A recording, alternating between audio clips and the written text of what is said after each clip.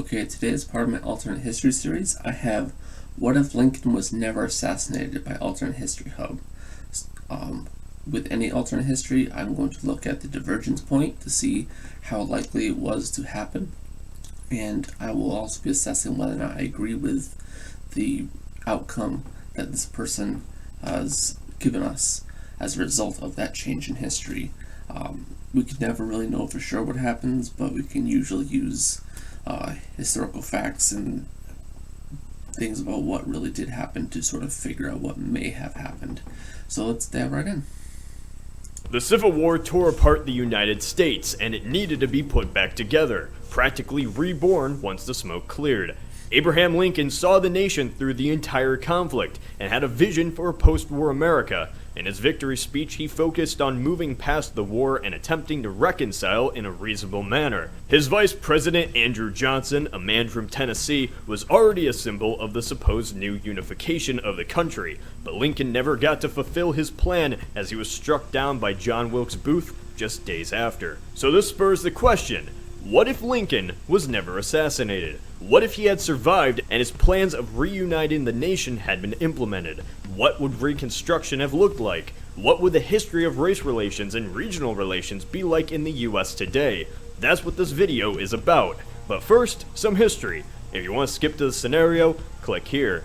We all know the history of the Civil War. South secedes, war begins, South loses. A few days after the war, Lincoln would be shot in the back of the head by Confederate sympathizer John Wilkes Booth. The presidency, Reconstruction effort, and the fate of the South were now in the hands of Andrew Johnson. Before the war, Johnson was a Democrat who actively fought against abolition and believed all men are created equal did not apply to blacks. When the election of Lincoln spurred the entire South to threaten secession, Johnson argued fervently to stay in the Union to combat Lincoln in Congress.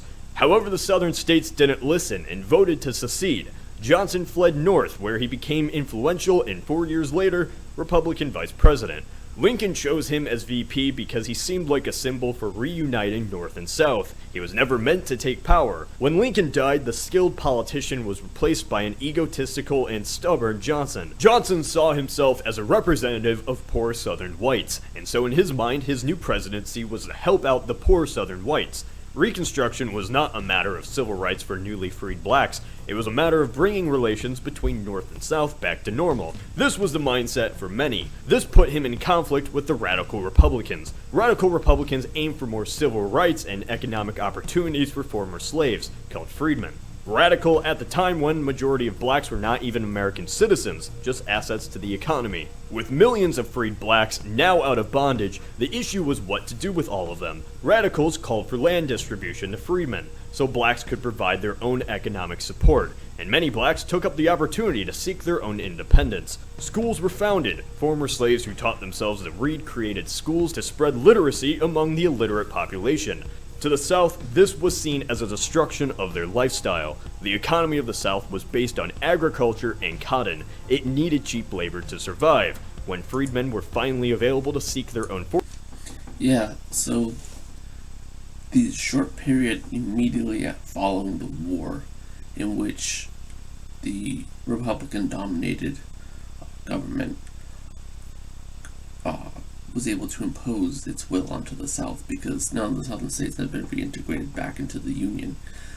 They were still part of the United States, but they were more similar to a territory. They kind of had a special status as being occupied states. But that particular period was actually very good for slaves. A lot of really good things happened for them. Literacy programs, employment programs, all sorts of things. A lot of pushes towards, I don't want to say equal rights, because that's a huge leap, but a lot of pushes towards better treatment. And a lot of that would very quickly come undone once Johnson was in power and once he started sort of trying to reconcile with the South. Some of the things that he did, him being massive racist himself and sort of sympathizing with the Confederate ideals of slavery and of white supremacy, he reconciled with them by sort of saying, yeah, they're not really people, in a way. They're not American citizens, never will be American citizens, and a lot of the programs that were initially set up to help them were stymied by Johnson. He would, as one of the many things that the Congress eventually do to stop him, is one of the many things it would do is stop him from having the ability to influence these programs. But the damage had been done, and the southern states, as they were slowly being rebuilt and reintegrated, had already started undoing a lot of these programs, and even though they couldn't actually make them illegal or actually stop them, there was a lot of things that they could do to make it much more difficult for blacks to be part of these programs. They couldn't stop them from going to school, but they could put in requirements for them to have to go to school. They couldn't stop them from voting, but they could make certain things happen. They could impose certain state laws that say, well, to be eligible, you have to be this or that. That would progress all the way up until the mid 20th century. But so after the Jim Crow laws, but that really all started here. It's like as soon as the South started reintegrated back into the Union, it started to undo everything that the North had imposed post-war, and a lot of that was Johnson being a Southerner himself and actually sympathizing very much with the South. He had a lot more influence in the South, reimposing a lot of their repressive and racist ideologies. Not to say that everyone else in America wasn't also racist. They were, but there are levels of racism. There was, on one hand you had the North with abolitionists and fair workers and allowing them in the military, and then you had people who wanted them to be slavery and no better than cattle. There are two different levels of racism. Yes, they both think that they are not equal to whites, but when one thinks that you are the equivalent of cattle at best, and the other one says, well, at least you can own a home and have a job, those are very different. They were trying to impose the northern ideals, which is more, they can vote, they can be citizens, they can own property. Whereas the South wanted to sort of just keep them repressed, and that was terrible. But there was a very short window of time in which it looked like the northern ideals were going to be triumphant in the South, and then it all just kind of came falling apart and never really was put back together. And in up to this day, racism is much more prominent in the South, at least in a open and overt way than it is in the North. It's not to say it doesn't exist in the North, but it absolutely does. But people are a little different about it. And it was that same way back then too. Fortune, whites, both poor and rich, saw this as a threat to their society. Poor whites now had competition, and rich whites lost cotton pickers. Johnson vetoed the crucial civil rights bill granting basic rights for blacks. Johnson's veto was overridden by Congress, splitting him with the Republican Party. Johnson saw black rights as simply getting in the way. He, like many whites, wished for blacks to remain on the plantations, to continue supporting the Southern economy, and not to disrupt the political system. Any issues of equality was a state matter to him. His stubborn nature in conflict with the Republicans made him a rogue president, one that became supported by his old party, the Democrats. In 1866, the Civil Rights Act passed through and became law throughout the United States in occupied districts. The new freedom for blacks led to massive tension between the two races. Riots occurred throughout the South, two of which resulted in countless innocent black civilians murdered and raped. The violence convinced Congress to use greater force in dealing with civil rights, and so Johnson's plans were put aside, and radical Reconstruction took shape. 20,000 U.S. troops were deployed inside the South. The goal was to enforce federal order and protect minorities from mobs and violence. In 1868, Johnson was not chosen to represent either party, and so Ulysses S. Grant won the presidency with predominant radical Republican support. During Reconstruction, the South erupted into brutal violence due to the new political freedoms for blacks. Democrats assigned themselves as the party of the white man and personal liberty away from the authority of Washington. With political freedom, blacks began voting in their own representatives. Numerous black politicians held office in the South. This made many Democrats furious, who created conservative coalitions and armed militias to kill blacks and Northerners. The White League was born. Throughout Reconstruction, assassinations, terrorist attacks, and riots were used to suppress Republican and black voting. Eventually, after a political scandal and the public losing interest in the South's affairs, the new president, Rutherford B. Hayes, brought federal troops out of the South. Reconstruction had ended. So going back to our original question, what if Lincoln had survived being assassinated? What would Lincoln have done differently that Johnson wouldn't have? So in this alternate scenario, there is never a plot to assassinate the president. Lincoln never has an attempt on his life, and so he remains president up until 1869. Because of this, the first few years of Reconstruction would be entirely in Lincoln's hands. For most of the video, I described Johnson's actions, how he was loose in punishment against the former Confederates. This was not actually Johnson's original plan. It was Lincoln's. Lincoln was a moderate Republican. The party was split into two main camps. Radicals wanted more equality among the races and to completely transform Southern society. The moderates, led by Lincoln himself, wanted peace with the South more than anything. Lincoln proclaimed he wished to give free black men the vote, but not all black men. Instead, Lincoln wanted to give educated or combat veteran blacks the vote. In his last speech, Lincoln mentioned the newly formed Louisiana government as a good model for the rest of the former Confederacy. He wanted to move past the war as quickly as possible, and so his plan was that only 10% of the state electorate had to pledge loyalty to the United States to become admitted back into the Union. While he wished for Louisiana to enfranchise blacks, it was not mandatory. Lincoln simply wanted the former Confederates to accept the 13th Amendment. Lincoln in this alternate timeline would have been at odds with the increasingly radical Republican Party. In our timeline, he vetoed their plan for Reconstruction, so in this alternate timeline, I can assume he'd butt heads with them over his second term. In this alternate timeline, Lincoln would be more sympathetic to black civil rights than Johnson was. However, he wasn't as sympathetic as radicals were, who wanted to use federal power and did so under Grant to enforce it.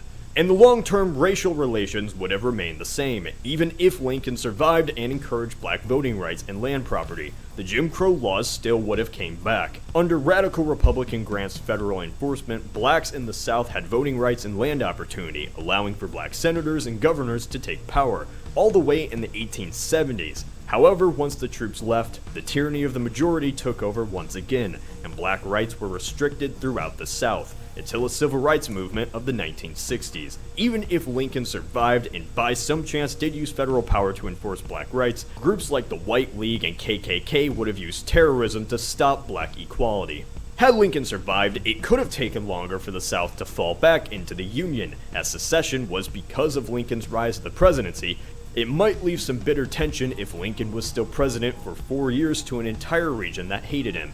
In this alternate timeline, Lincoln would be remembered for his first term as the president who saw the Union through the Civil War, passed the 13th Amendment, and led the reunification effort. He would have pardoned and gone easy on the former Confederates and led to a path to bring the North and South past the war. He would have been more sympathetic with black rights than Johnson, but wouldn't be a radical in any sense. In the long term, not much would have differed between this alternate timeline and our own. Much of the history I described in this video still would have occurred.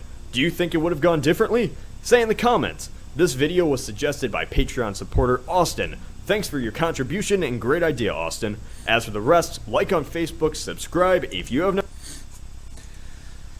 Yeah, so Lincoln, like he says, was a very moderate Republican. The thing is, Johnson was kind of a nut job. He was... So to say that things would not have been that different, I can't really agree with that. Johnson was openly supportive of the South and much of their ideals. Lincoln was not. Lincoln simply just wanted to put the war behind him and to reconcile with the South and to rebuild the Union. He did not want to side with Southern ideals. He wanted the South to embrace a more Northern ideology towards race and towards slavery and things, but obviously not to the point that the radicals wanted. The radicals wanted it to be, their way or no way, hence being called radicals.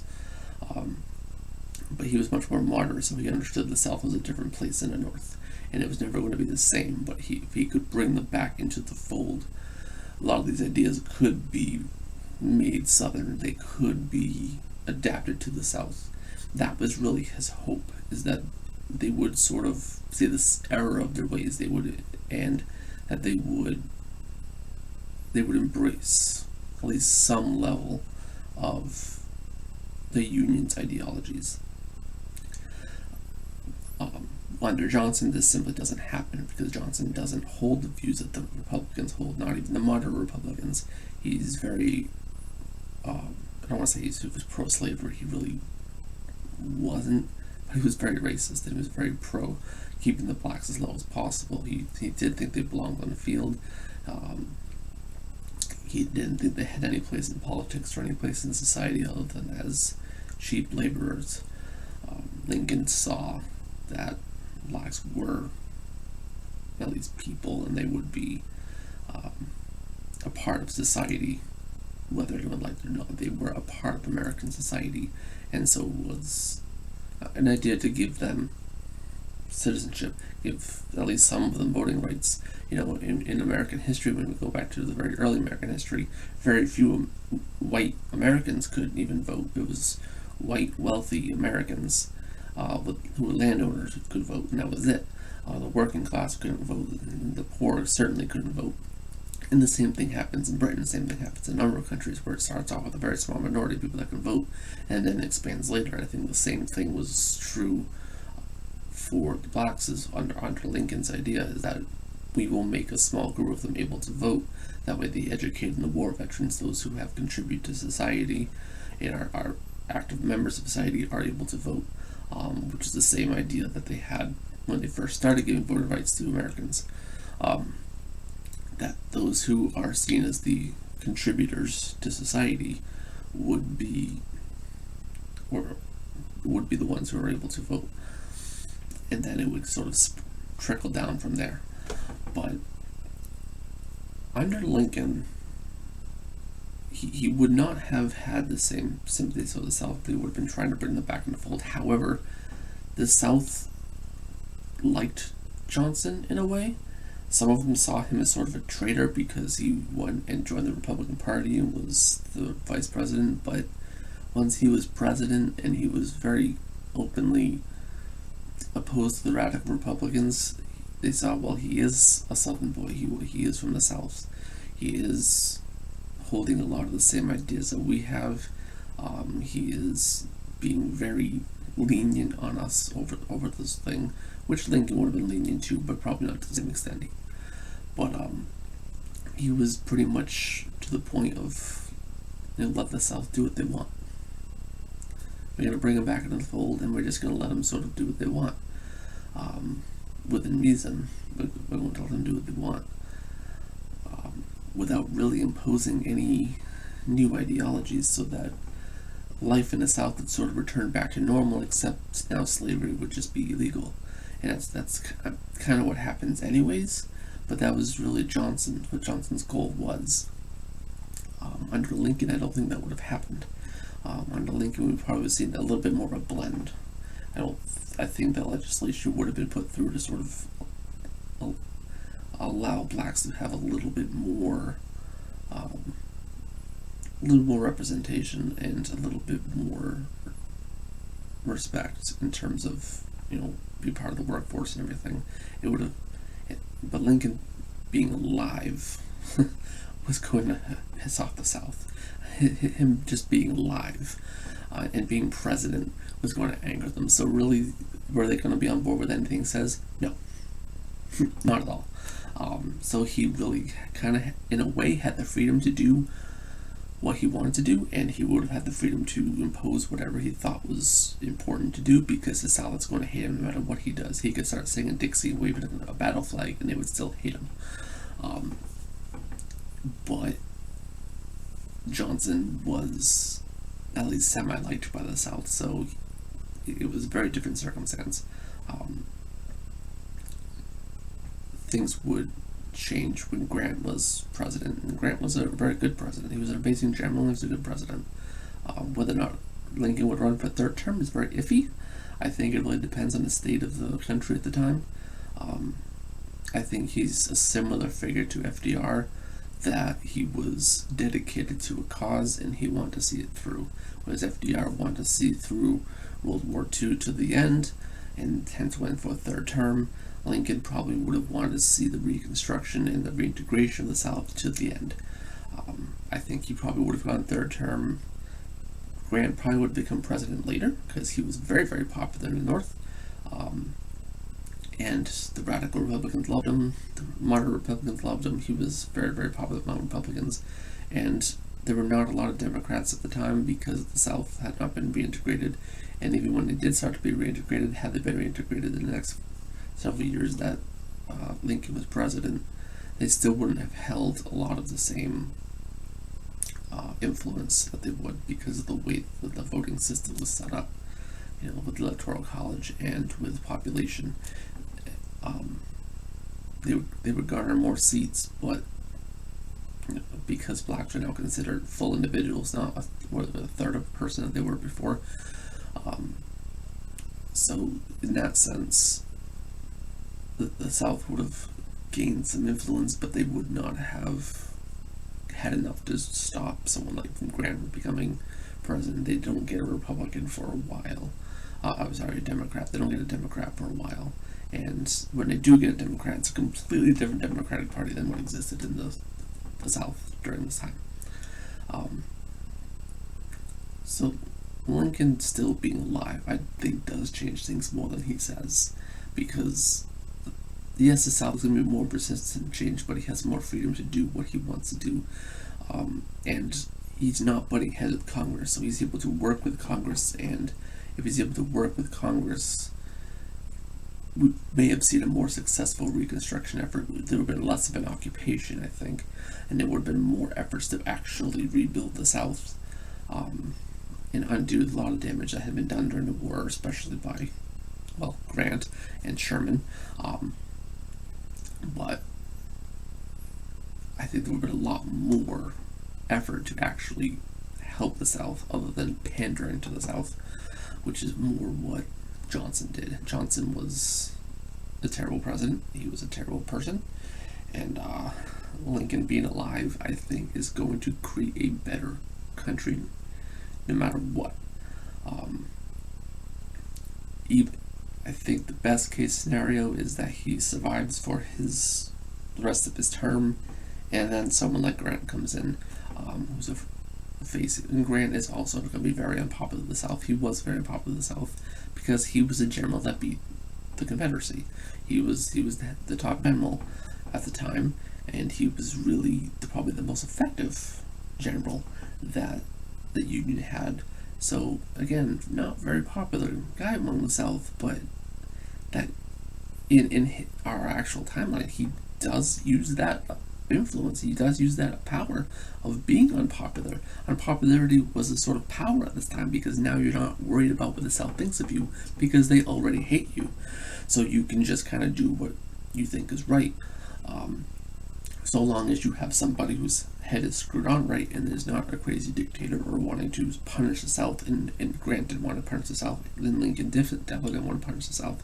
When you get someone who actually has the South's best interests at heart and has the country's best interests at heart, I think that you are going to have a better system, and if they're already hated, then they don't have to pander to politics. They can just sort of impose their will. And in this case, that will would be much more benevolent in nature. So I really don't agree where he's going to say that it would be different. Yes, I think the Jim Crow law is going to come back, and yes, the South is still going to be much more resistant to blacks. I mean, it was a huge economic issue. So, and hierarchical issue. So, when slavery was a thing, you could be poor, white. You could be definitely dirt poor, having nothing. I mean, but you were not the bottom of society because there were slaves beneath you. Now suddenly there were black men who were free and working the same jobs you did. Yes, they were also dirt poor, but now you were on equal terms with them. So racial issues came up a lot because they're like, well, they're not equal to us, they're not the same as us, so why am I being treated as unequal to them? So by bringing the black man down, these poor whites were able to still sort of keep the same hierarchical structure, and they would be more favored by employers. Unfortunately for them, they were not very good at doing a lot of the things that the new employers needed. Suddenly, the people who had a lot of slaves before were now employers because they had to hire people to work their fields and everything. And who was good at working them? The former slaves. And it wasn't, I mean, there were certainly whites that were employed, don't get me wrong, but it was predominantly former slaves because they had been doing it their entire lives. So, of course, they were good at it. Now they're getting paid for it. They were still dirt poor, living in shacks, but that hierarchical system, that was really what was important. So I do still think you see a rise of the KKK or something similar. You still see repression by the southern states, but I think that there is going to be a slightly different path in which the Reconstruction's more successful, and that the South is brought into the Union under better terms, and that the legal ability for the South to repress blacks is going to be more constrained. I think Lincoln, and most definitely Grant, if Grant's not dealing with a horrible Reconstruction, he's coming into a presidency with this horrible situation to deal with. If he's not dealing with that kind of a mess when he first comes in, he's also going to be more inclined to put in policies and push legislation that prohibits the South from doing some of the things that they're doing to keep the black vote down and to keep blacks down. So that's where I think the difference really lies. Is not so much the South is going to act differently, but the president and the North are going to be able to impose their will a little bit better. You don't have a panderer, instead you have somebody who is trying to reconcile with the South. They hate them, but that gives him the advantage. And this is one of the weird points in history where a whole entire group of people hating your guts is actually beneficial because it's better for the entire country, because now you can just do what you need to do, and if you do have the best interests at heart, then you can just do what you need to do. They're not going to like you no matter what the decision is, so you just do it. You don't have to play politics. It's there's often been said that Lincoln was the closest thing we ever had to a dictator, but that's really sort of in the sense that because the South hated him so much, and because the South had so many of their legal rights stripped as states, the representation was stripped as states because they had rebelled, that Lincoln was able to impose will against them. Well, not against them, but upon them. Impose will upon them without the South having any say in it. Whereas, typically in America, the states have a say because they have senators and they have congressmen, so they have a say in what happens. The South has no representation in the government, and they are at the mercy of Lincoln. Had Lincoln been alive, I think, yes, that is kind of true. He would be the closest thing to a dictator. Now, most dictators are terrible people. Not all of them. There have been a few that have been actually pretty decent people and have done a lot of good things for countries. And I think Lincoln would have been one of those. I don't think he would have been actually a dictator, but he would have had some of the qualities of a dictator in a political sense. Now, as for the plausibility of Lincoln not being assassinated, it could happen. It could happen. He was extremely unpopular, like I said. I mean, most of the South wanted to see him dead. They were cheering when he was assassinated. So I think that him not being assassinated made John Wilkes Booth. There were going to be more attempts after that. The likelihood of him making it through his second term, not fantastic. There were a lot of people gunning for him, literally gunning for him. They were literally using guns. But I think John Wilkes Booth was he was the first, and the first that we know of that did it, and he was successful. Had he not been successful, had he not tried it, I think somebody else would have. I think Lincoln gets assassinated pretty much anyway. He was so unpopular, and the protection for presidents that exists now simply wasn't there back then. Yes, he had guards and things, but they were not. It wasn't like it was today. So the plausibility of him not being assassinated at all, I don't think it's very high. Him not being assassinated by John Wilkes Booth, yeah, absolutely. I absolutely think it's possible. I mean, there were plenty of attempts, because the weapons at the time were not as reliable as they are now. There have been attempts against Andrew Jackson. There was an assassination attempt where a guy had two pistols. He had two flintlock pistols, and he went up and shot both of them at Jackson, and both of them misfired.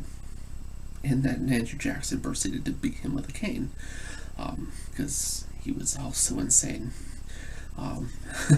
He was insane. But yeah, he ends up beating this guy mercilessly with a cane.